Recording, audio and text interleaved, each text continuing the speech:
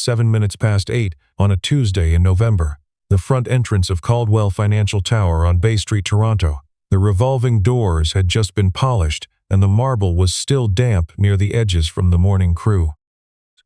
Nadia Ostroff stepped out of the black car first. Behind her came 4 people from the Ontario Teachers' Pension Plan and 2 senior analysts from the Infrastructure Committee. A photographer from the Globe and Mail was already on the sidewalk adjusting his lens. She saw the man near the entrance pillar before anyone else did. Worn canvas jacket, paint-flecked work boots, a rolled set of drawings tucked under one arm, and a thermos in the other hand. She glanced at the thermos and the boots and spoke without turning her head. Maintenance and contractors used the Temperance Street entrance. She pointed to the side of the building. The man looked at her for one beat. Then he nodded once and walked the way she had pointed. The photographer lowered his camera a half-second behind. 2 hours earlier, across the Don Valley, the kitchen of a narrow townhouse in Leslieville smelled like burnt toast and coffee. Daniel Marsh stood at the counter in a gray Henley, with the canvas jacket hung over the back of a chair. He was scraping the blackened edge of a slice of bread over the sink when his daughter appeared in the kitchen doorway. She was 7 years old and wearing one boot and carrying the other, and she had her father's dark eyes and her mother's way of entering a room like she already owned it. "Dad," she said, "do buildings get cold in winter?" Daniel looked up. "Some of them do. The ones built right, they don't." "Why?" He thought about it. Because someone thought about what was inside before they drew the outside. She considered this. She sat down at the table and put on the second boot with great deliberation. He poured her a glass of orange juice and set a bowl of yogurt beside it with blueberries arranged on top, not because she asked, but because she always noticed. On the wall above the table was a framed photograph.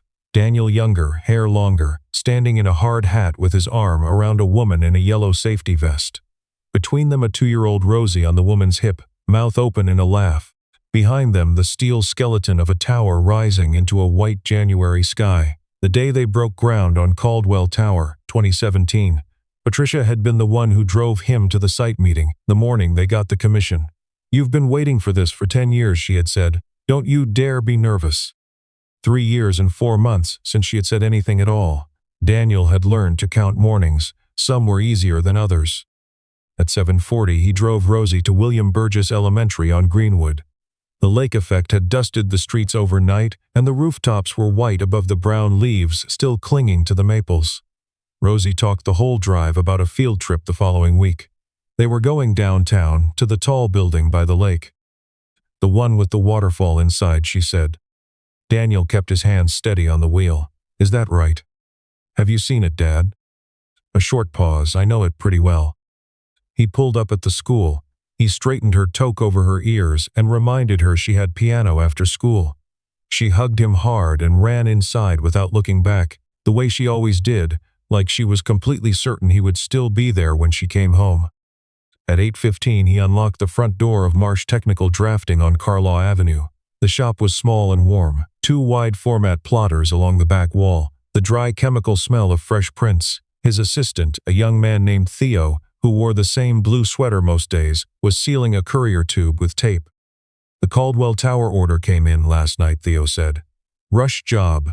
They called twice. There's a signing event this morning at 9:30, and they want the as-built overlays delivered straight to the 22nd floor, not through facilities. Someone named Croft called personally." Daniel went still at the words Caldwell Tower. He had not been inside that building since the opening week in 2019. "I'll take it. You stay and finish the Richmond Street revisions. I've got to pass through downtown anyway." Theo slid the tube across the counter. Daniel slung his bag over his shoulder, tucked the drawings under his arm, and pointed his truck toward the gardener.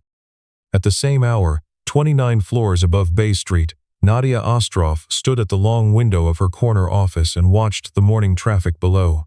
She had been CEO of Caldwell Financial Properties for 5 months. She had laid her outfit out the night before the way she had been doing every night since the appointment: the charcoal blazer, the silk blouse, the low heels, the single thin watch her mother had given her when she passed the bar, before she pivoted to real estate development.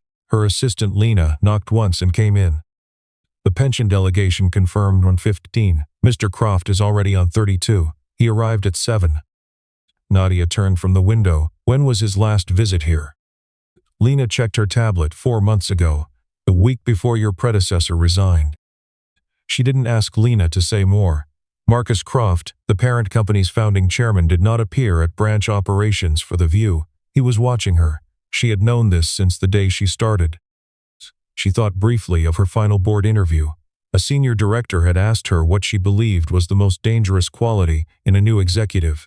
She had answered without hesitating, borrowed authority. Relying on your title to do what your judgment should. The director had not responded.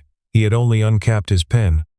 Her operations manager, Glenn Farrow, appeared in the doorway. 51, silver at the temples, a man who had run this building for 11 years under 3 different CEOs. He had a tablet in one hand and a coffee in the other. 3 things. The pension people moved arrival up to 9. The Globe photographer confirmed. And there's a technical delivery this morning, as built drawings for the signing display. I told the print shop to bring them up directly to 22. Bypass facilities. I thought you'd want them there before the delegation. Nadia frowned slightly. Straight up, why not through the loading bay? Rush job. The display is already set up and we can't reprint if there's a problem. She let it go. She had no reason to ask which print shop. She picked up her blazer from the back of her chair and remembered, without meaning to, something Glenn had said to her in her first week. He had leaned back in his chair and said, with the careful warmth of someone passing down received wisdom, the front entrance is the face of this property. A delegation reads the lobby before they read any document you put in front of them. I've held that line since 2013. She had taken every piece of advice he had given her. At 8:52, she rode the executive elevator to the ground floor and stepped through the revolving doors into the cold November air. The pension delegation's cars were already turning off King Street. 29 floors above her, Marcus Croft stood at the window of his temporary office with a paper cup of coffee warming both hands. He watched the cars pull up. He watched Nadia walk forward to meet them, composed and unhurried. Then his eye moved. An old gray pickup at the side curb on Temperance. A man stepping down from the cab in a canvas jacket, sliding a drawing tube from the back seat, tucking it under his arm. Marcus Croft set his coffee cup down on the window ledge very carefully and did not look away from the street below. 8:59. Maintenance and contractors used the Temperance Street entrance. Daniel nodded once and walked the way she had pointed, did not look back at her. He did not look at the delegation. He walked along the granite base of the tower with the drawings under his arm and his free hand at his side, and his face did not change. He had designed the Temperance entrance himself, the overhang angle, the width of the service door to allow large material deliveries without damage to the frame, the way the wind came off the lake and why the door needed to open inward. At the Temperance entrance, Helen Park was on the morning desk with a logbook and a lanyard of keycards. She was 61 years old, 23 years in this building across 4 different ownership groups, and she had been the one standing at the podium at the 2019 opening ceremony to receive the commemorative plaque on behalf of the building staff. She looked up when she heard the door. She saw him. The pen in her hand stopped moving. Mr. Marsh. A radio on the desk crackled. Glenn Farrow's voice, clipped and certain. Helen, move that delivery through quickly. We need the front clear for photographs. Helen's mouth tightened. She set the pen down. She came around the desk with both hands out, one for the tube and one for his arm, the way she would greet someone she had not seen at a funeral since the burial. I am so sorry, Mr. Marsh. I didn't know you were coming today. Nobody told me. It's all right, Helen. Good to see you. She logged him in herself. He took the freight elevator up, with 2 facilities workers in coveralls. The cab smelled of industrial solvent and somebody's coffee. At the 15th floor, through the gap in the doors, he could see the double-height lobby he had specified for the building's interior gallery. The one that was supposed to hold rotating public art installations, the space that had been converted into a private conference suite sometime in the last 2 years. He didn't say anything about it. He took note. On 22, he handed the tube to a young woman in a headset who did not look at his face and said thank you without looking up. He took the freight elevator back down. At 9:21, he started for the Temperance exit. 3 floors above him, Nadia was walking the delegation across the mezzanine toward the main lobby for photographs. The Globe photographer had his camera up. Eleanor Simons from the pension committee was watching the atrium ceiling. Raymond Park, the committee chair, was saying something about fiduciary timelines. The executive elevator chimed. The doors opened. Marcus Croft stepped into the lobby. 70 years old, dark overcoat, white hair cut close, the particular stillness of a man who has walked into important rooms for 50 years and stopped needing to announce himself in any of them. The delegation turned as a group. Raymond Park's sentence ended mid-word. Eleanor Simons went quiet. Nadia moved forward at once with her hand out. "Mr. Croft, we're honored to have you here for the—" He raised one hand, briefly, not unkindly, and walked past her. He walked past the entire delegation. He walked across the polished stone floor of the lobby toward the Temperance corridor, and Daniel Marsh came out of it at the same moment with his bag over one shoulder. Marcus Croft stopped in front of him. He put out his hand. "Daniel, I owe you an apology for making you come through the back of your own building. Forgive me. That's not how this should have gone." The lobby went silent. The atrium waterfall ran. The photographer lifted his camera, and the shutter clicked once. Daniel took the older man's hand. He didn't smile and he didn't frown. He inclined his head slightly. Marcus Croft turned, one hand still at Daniel's elbow, and addressed the room. "Ladies and gentlemen, members of the pension committee, may I introduce Daniel Marsh, lead architect of this building, winner of the RAIC Young Architects Prize in 2019.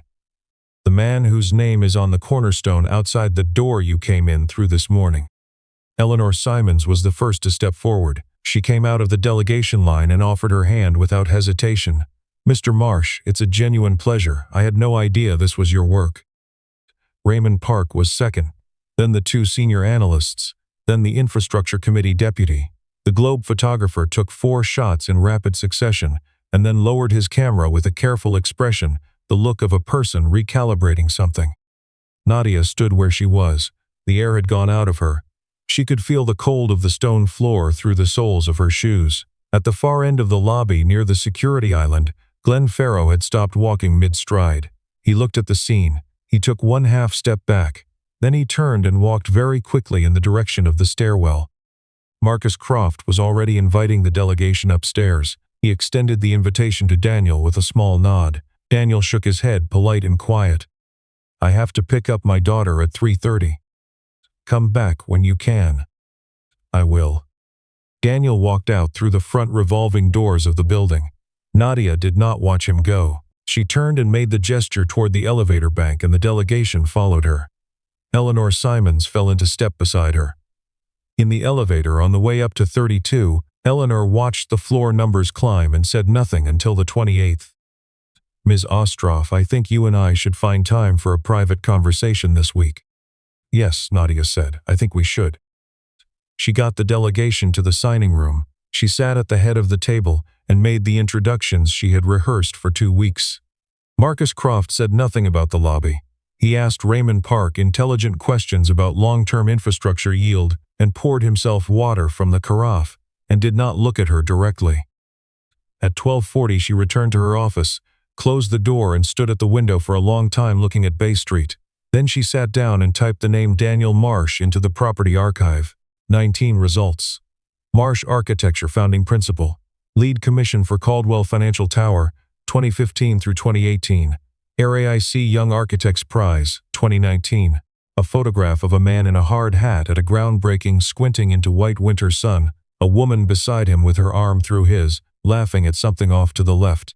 Notification of studio closure, June 2022. Reason listed as personal. She kept searching. Patricia Ann Marsh, née Dobrescu, survived by her husband Daniel and her daughter Rose, age 4, February 2022. Nadia sat very still for a long time. At 2 in the afternoon, she drove herself east on the Gardner to Carlaw Avenue. She found Marsh Technical Drafting without difficulty. The door was unlocked. A young man in a blue sweater looked up from a plotter. She asked for Daniel Marsh. He told her Mr. Marsh wasn't back yet. She stood in the small shop for a moment, looking at the drafting table, the rolls of paper, the careful order of the place. She took a business card from her jacket, crossed her title out with one clean line, and wrote underneath in her own hand, "Mr. Marsh, I owe you an apology that shouldn't come through an email." She left the card on the counter and went back to her car. That evening at 6:45, Glenn Farrow was in his car in the parking structure on Adelaide with his phone to his ear. The man on the other end was a board member named Peter Voss.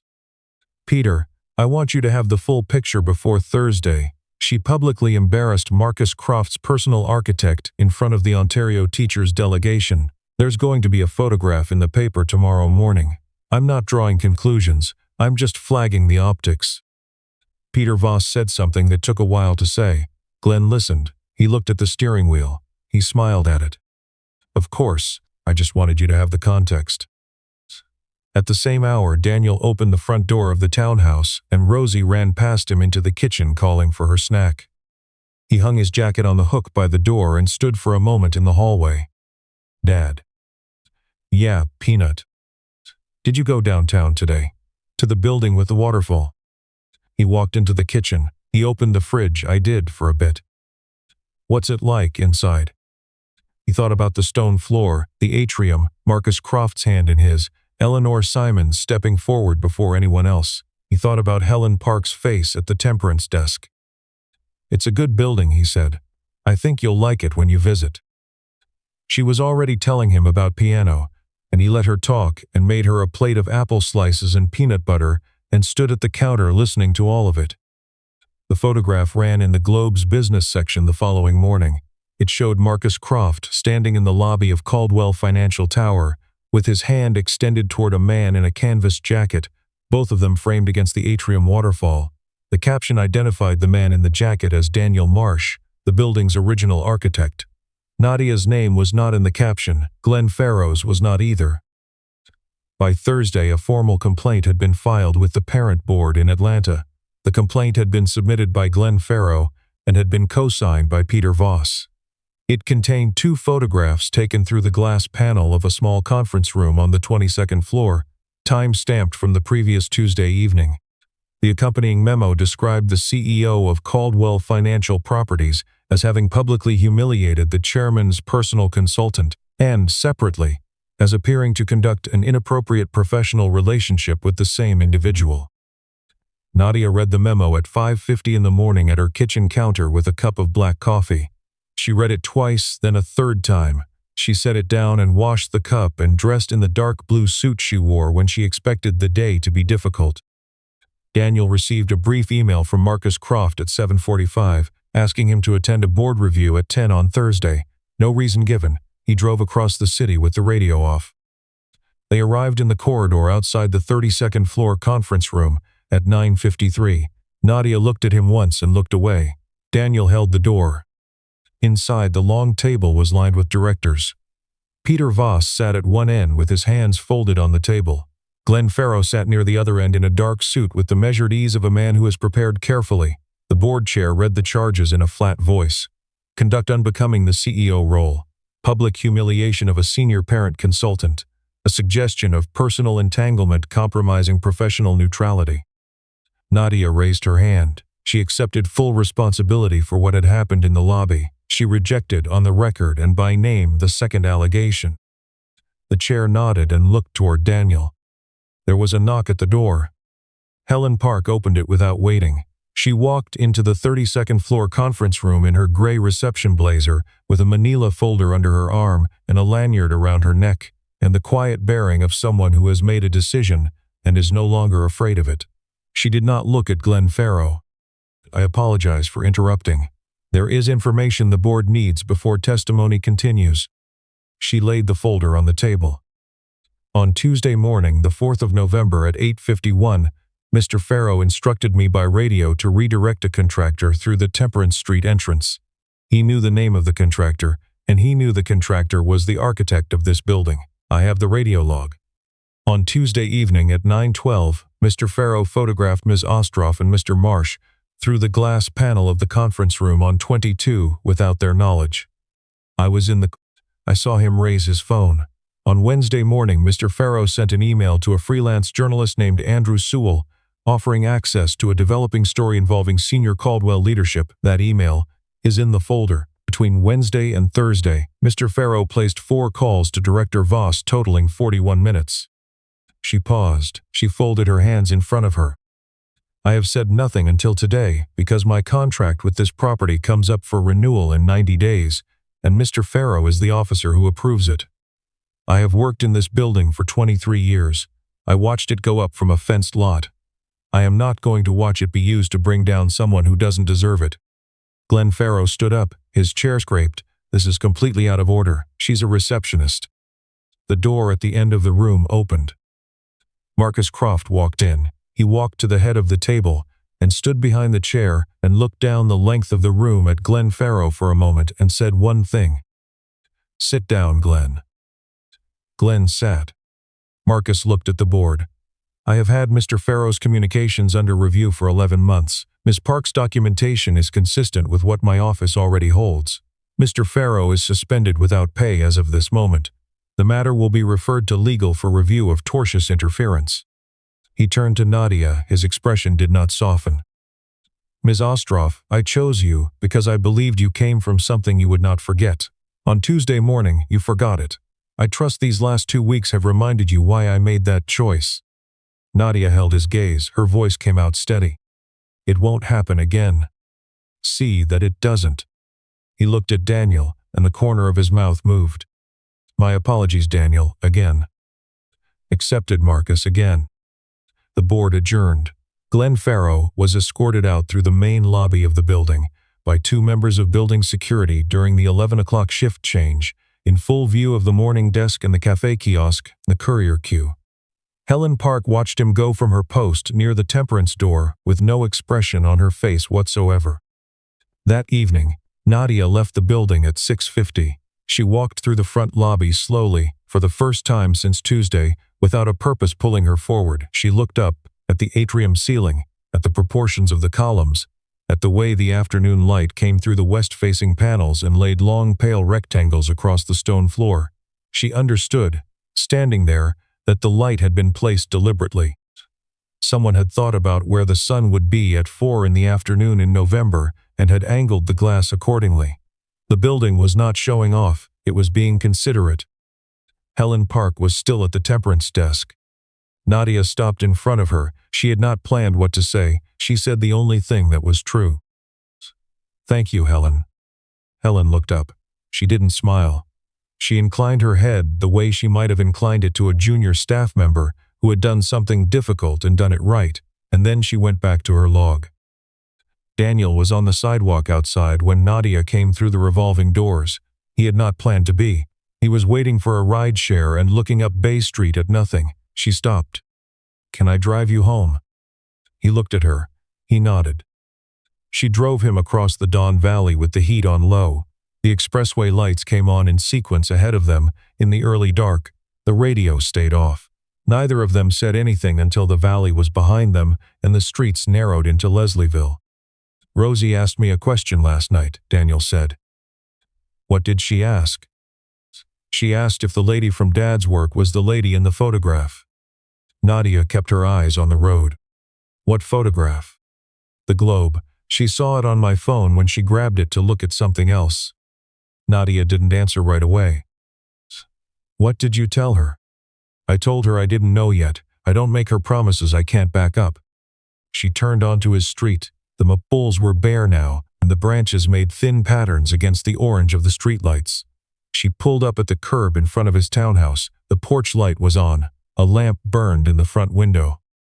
Before he opened the door, he turned to her.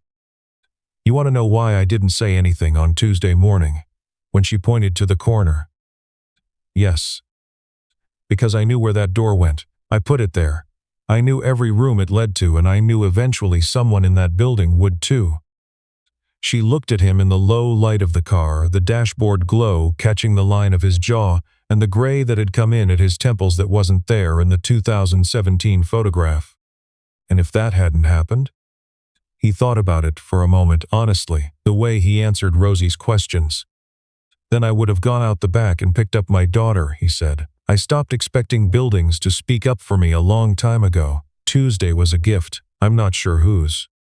He got out and closed the door quietly behind him.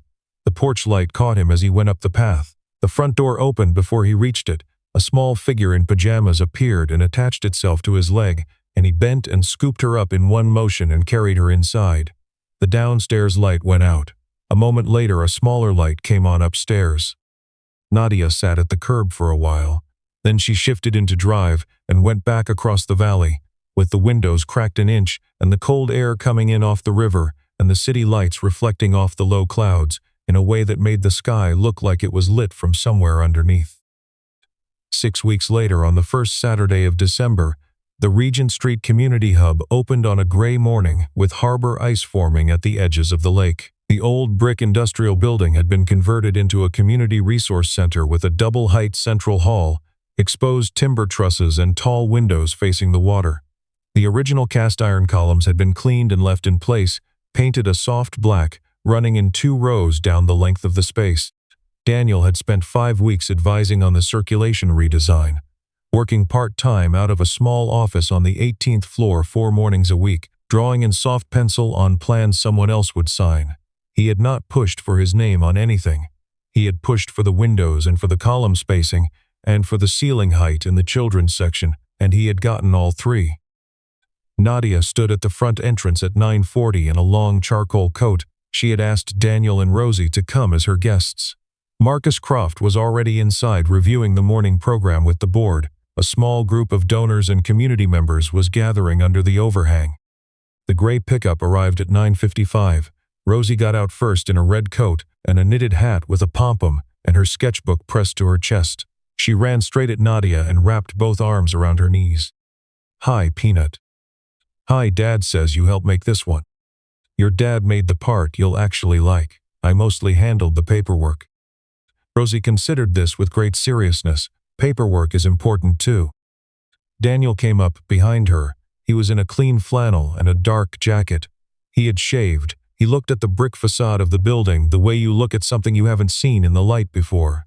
Nadia held out her hand. He looked at it for 1 beat, not cold, not reluctant, just present in the way he was present in most things, and then he took it. Rosie took his other hand without being asked. The 3 of them walked through the front doors together.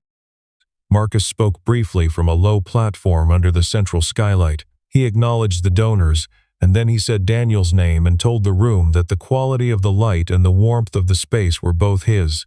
He said it plainly, without ceremony, the way he said things that mattered, and the room applauded. Nadia spoke last. She had notes she didn't use. She stood at the platform in the light, coming through the tall windows, and said that she had learned in the last 6 weeks that the way you treat someone at the door is the way you run everything behind it, and that this building had been designed to let people in, and that she intended to do the same. She did not look at Daniel when she said it. The room applauded politely. Afterward, there were trays of food on long tables near the windows. Rosie took one of everything and went to find a seat near the radiator. Daniel walked the length of the hall slowly with his hands in his jacket pockets, looking up at the trusses, at the columns, at the particular quality of light the windows made in the morning at this latitude in December. He stopped at the far end near the water-facing wall and put one hand flat against one of the cast-iron columns and stood there a moment, not performing anything, just returned somewhere. Rosie found him eventually. She stood beside him and looked at the column and tilted her head at the same angle he was tilting his, the way she did everything he did without knowing she was doing it. She tugged his sleeve. "Dad, can Ms. Nadia come get lunch with us?"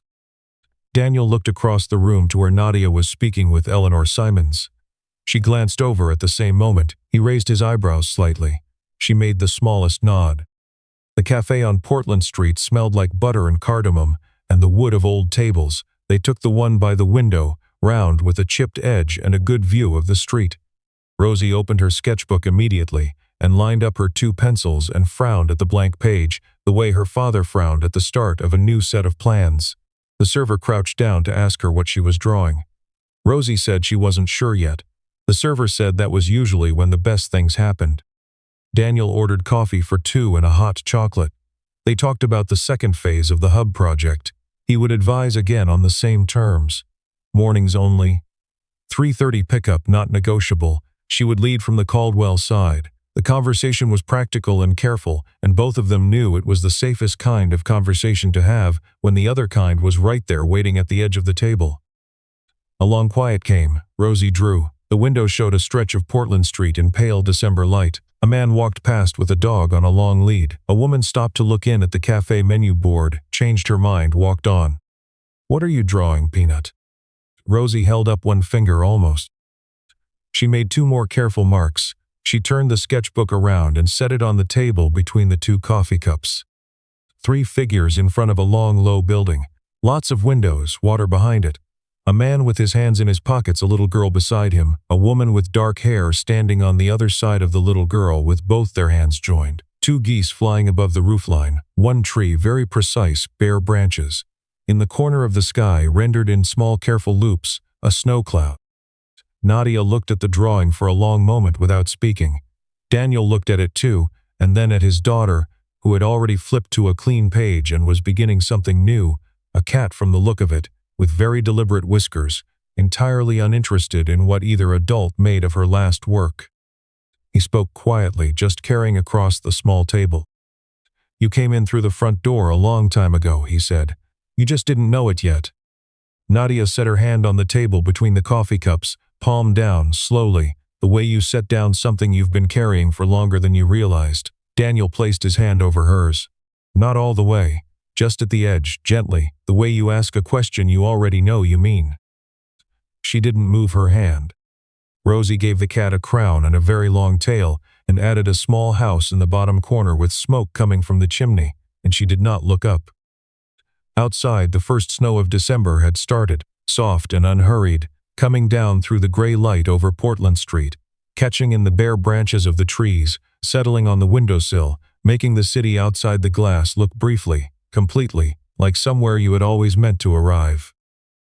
"I keep thinking about the moment." Daniel nodded and walked toward the Temperance Street entrance. He didn't argue. He didn't correct her. He just walked the way she pointed, with his drawings under his arm and his hand at his side, and his face didn't change. "I've watched a lot of people get dismissed in my life, and most of them either collapse inward or come out swinging. Daniel did neither.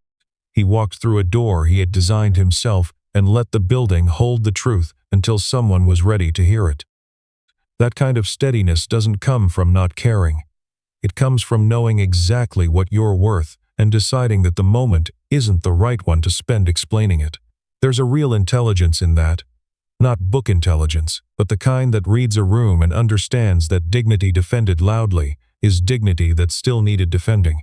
He had nothing to prove because he had already built the proof into the walls around him. And then there's Helen. 61 years old, 23 years at that desk, 90 days away from a contract renewal that Glenn Farrow controlled. She saw him lift his phone to that conference room window. She wrote down the hits. She said nothing for days because she had real things to lose, not abstract things. Her livelihood, her routine, the building that had become hers as much as anyone's. And then she walked into that boardroom anyway, without an invitation, without a lawyer, with a manila folder and the quiet authority of someone who had simply decided that some things matter more than self-preservation. I think about what it costs to do what Helen did, not in some dramatic movie sense. In the ordinary sense, the way you lie awake the night before, the way your hands probably weren't entirely steady when you knocked on that door. Courage that looks calm on the outside is usually terrified on the inside. The difference is just that it keeps moving. Nadia's part of this story is harder to sit with because she's not a villain. She's someone who worked her entire career to be taken seriously, who absorbed every piece of advice from people she respected, and who ended up becoming, for one morning in November, exactly the thing she had sworn at 13 she would never be. The worst mistakes usually aren't the ones we make carelessly. They're the ones we make while trying very hard to get something right. What I take from all of it is something I can't quite fit into a single clean sentence, which is maybe why stories like this one need to exist. When you act with integrity, when you choose the harder, quieter, more honest path, the consequences tend to follow in kind, even when you can't see how. Not because the universe is keeping score in some mystical ledger, but because the people around you are watching. Helen was watching. Marcus Croft was watching from a window 29 floors up. The photographer from the Globe had his camera ready, before anyone asked him to raise it. And Rosie drew 3 people in front of a building by the water, with 2 birds above the roofline and smoke coming from a chimney in the corner, and she handed it across the table like it was the most obvious thing in the world. Maybe it was.